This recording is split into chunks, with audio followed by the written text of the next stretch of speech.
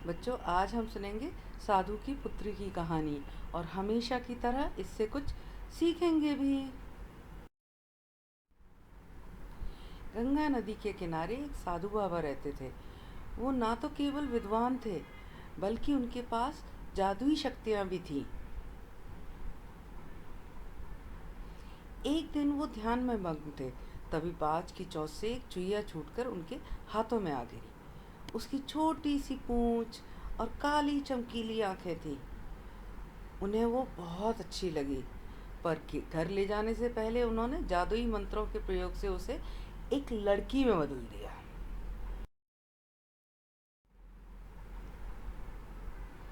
वो उस लड़की को घर ले जाकर पत्नी से बोले, तुम हमेशा से संतान चाहती थी ना, तो लो, आज से यही हमारी पुत्री है। इसे पूरी देखभाल और स्नेह के साथ पालो। साधु की पत्नी भी अपनी पुत्री को देखकर प्रसन्न हो उठी। वो उसे राजकुमारी की तरह पालने लगी। साल बीतते गए। नन्ही लड़की एक सुंदर युवती बन गई। जब वो 18 वर्ष की हुई तो साधु व उसकी पत्नी उसके लिए वर तलाशने लगे।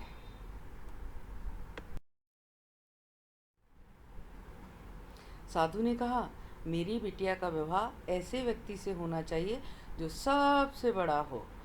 मेरे हिसाब से सूर्य ठीक रहेगा। पत्नी ने भी हामी भरी।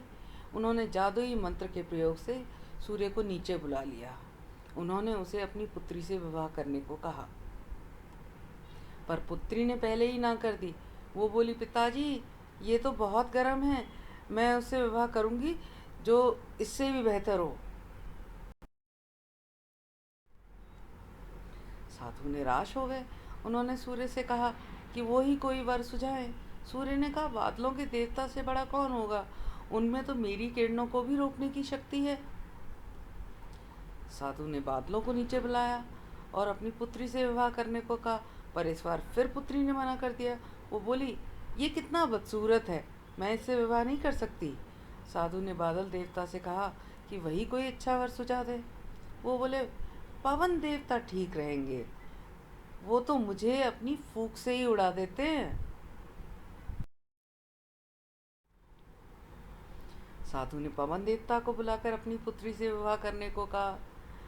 पुत्री ने फिर इनकार कर दिया और बोली, मैं इससे शादी नहीं करूंगी। ये तो कहीं भी टिकते ही नहीं, हमेशा यहाँ वहाँ भागते रहते हैं। साधु ने पवन देव से पूछा, क्या मेरी पुत्री के लिए ऐसा वर हो सकता है जो आपसे भी बेहतर हो?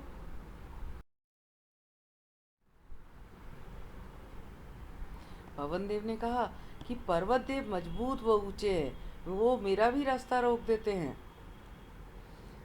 साधु ने पर्वत देवता से कहा कि वो उनकी पुत्री से विवाह कर ले। पुत्री ने फिर से मना कर दिया कि बोली, ये तो बहुत लंबे, सख्त और कठोर है, मैं इनसे विवाह नहीं कर सकती। इनसे भी कोई बेहतर चाहिए।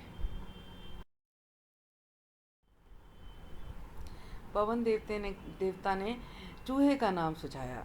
वो बोले, माना मैं काफ़ी सख्त, मजबूत और ऊंचा हूँ, पर चूहे में मुझसे भी से भी ज़्यादा ताकत है, क्योंकि वो मेरे अंदर भी आसानी से बिल बना सकते हैं। साधु ने चूहे को बुलाया। उसे देखते ही उसकी पुत्री खुशी से उछल गई। हाँ पिताजी, यही तो है वो, मैं इससे शादी करना चाहती हूँ।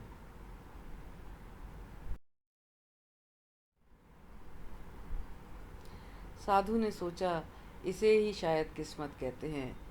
ये एक चूहिया थी और एक चूहे से विवाह करना ही इसके भाग्य में लिखा है। उन्होंने जादुई मंत्रों के प्रभाव से पुत्री को फिर से चूहिया बना दिया।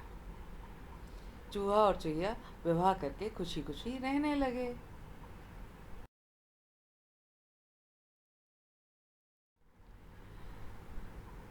तो बच्चों, इससे हमें क्या सीख मिलती है? कहानी का सारांश ये है कि कोई भी अपने मूल स्वभाव को बदल नहीं सकता।